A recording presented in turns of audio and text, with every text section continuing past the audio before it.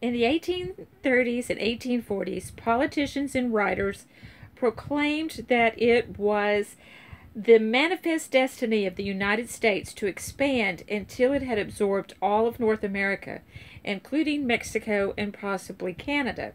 The phrase was actually coined by a man named John O'Sullivan.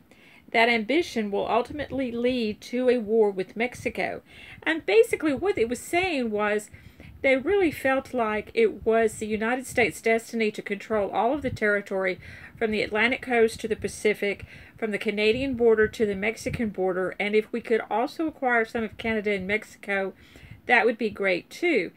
And the other part of this is that if it is your manifest destiny to do something, then that means it's preordained.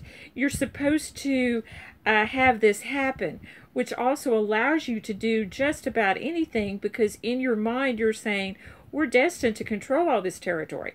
So if it takes us having a war in order to do that, so be it, because we're supposed to control it. And that's going to be the attitude that Americans are going to come to have. In 1821, Spain granted independence to Mexico. The new Republic of Mexico encouraged trade with the United States and encouraged settlers from the U.S. to come to Texas. Mexico honored a land grant which had been given to Moses Austin by Spain in Texas. Moses had died, but before he died, he had given this grant to his son Stephen, had shown it to him, and had said, Spain gave this to me. Why don't you take this grant to Mexico that now controls this territory because Mexico is now independent, and see if they will be willing to honor this original grant that Spain gave me. Well, Stephen went and did this, and Mexico was willing to honor it. And so they're going to give him a huge piece of land in hopes that he would help attract and settle new colonists from the United States. In 1823, 300 families from the U.S.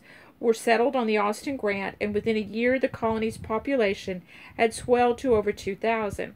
But friction developed.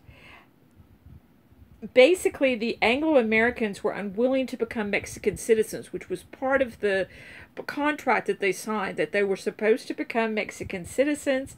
Under the terms of settlement, all people living in Texas had to adopt Mexican citizenship. They also had to adopt the Catholic faith. In 1829, Mexico freed all slaves under its jurisdiction. Slaveholders in Texas were given a special exemption that allowed them to emancipate their slaves and then force them to sign lifelong contracts as indentured servants, but many refused to limit their ownership rights in any way. Frustrated with how things were going in Texas in 1830, the Mexican Congress prohibited further American immigration and importation of slaves to Texas. That was not obeyed. Essentially, you had Americans who crossed the border into Texas illegally, coming from the United States so that they could settle in Texas.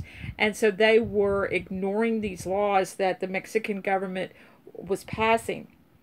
Things grew worse in 1834 when General Antonio Lopez de Santa Anna made himself dictator of Mexico. On March 2nd, 1836, Texas declared its independence.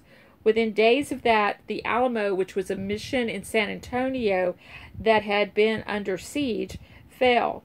On April 21st, 1836, the Maine Texas Army, under General Sam Houston, assaulted Santa Anna's troops at an encampment near the San Jacinto River. This is outside of what is today Houston. The final count showed that 630 Mexican soldiers and only a handful of Texans had been killed. Santa Anna was captured, and because he was the dictator of Mexico, he was forced to sign treaties recognizing the independence of Texas and its claims to territory all the way to the Rio Grande. Houston became the first president of the Republic of Texas. Stephen F. Austin had died by that point. Had he not died, he might have become the first president, but because of his death, that went to Sam Houston. In 1844, James K. Polk, Democrat, won the presidential election, and Texas was annexed. When the Texas War for Independence had proven successful, and Texas had gotten its independence from Mexico, a lot of Texans had assumed Texas would enter the United States at that point, but there was a real concern about doing that on the part of the U.S. government because of the size of Texas. It was really believed that Texas would be broken up into several states, and that because of the location of Texas, those states would become slave states, and that would throw out the balance between slave and free states.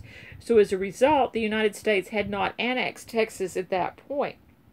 Now, James K. Polk is very interested in that happening. England and France have been courting Texas, and there is some concern that they might actually take over Texas, and that would keep the United States from fulfilling its dreams of manifest destiny. Texans claimed the territory all the way to the Rio Grande. Mexico said that their territory only went to the Nueces River. So this was kind of a no man's land territory that both sides claimed. And so when the United States annexed Texas and assumed its claim to the disputed area, Mexico broke off diplomatic relations and prepared for armed conflict.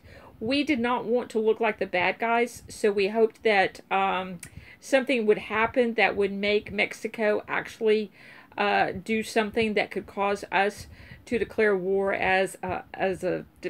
basically as a defensive measure, and that's what's going to happen.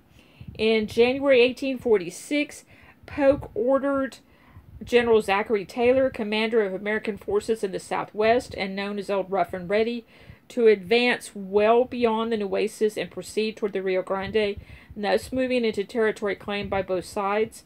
By April, Taylor had taken up a position near Matamoros on the Rio Grande. On April 24th, 1,600 Mexican soldiers crossed the river, and the following day met and attacked a small U.S. detachment, killing 11 and capturing the rest. The U.S. declared war. In the first major campaign of the Mexican-American War, Taylor took Matamoros and captured the city of Monterrey. His unwillingness to advance further into Mexico as rapidly as Polk wanted angered the president. It actually wasn't as easy as Polk thought it was going to be, because to invade another country meant you had to watch your supply lines. You had to be sure your troops would have food, would have weapons, would have ammunition. And to go thousands of miles into Mexico, a hostile territory, you don't know the language, this wasn't kind of a walk in the park the way Polk was assumed it was going to be. Nevertheless, Polk decided to appoint a new general, Winfield Scott, known as Old Fuss and Feathers. Scott was ordered to prepare an amphibious attack on Veracruz. This is going to be an attack that's going to come from the water, and you will have all the troops on ships, and they will launch their attack on Veracruz from water rather than from land.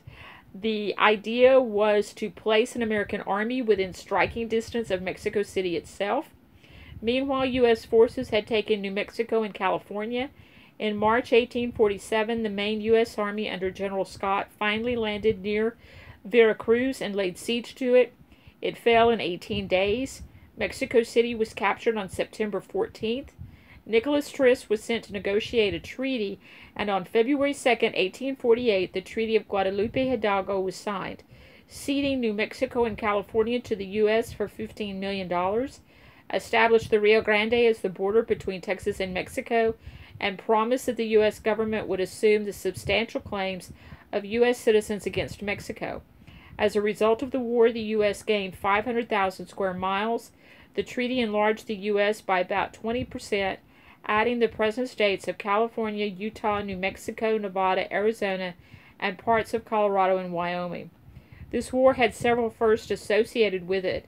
It was the first war covered by war correspondents, the first in which West Point graduates played major roles, the first war in which the U.S. launched a successful amphibious landing, and the first war in which the U.S. occupied a foreign capital. One other fact about this war is that a lot of the men who fought in this war, like the lieutenants, the younger officers, are going to receive training that they are then going to use when the Civil War breaks out. And a lot of these men will become the generals of the Civil War. Both Ulysses S. Grant and Robert E. Lee will serve in the Mexican-American War. And that's it for this time.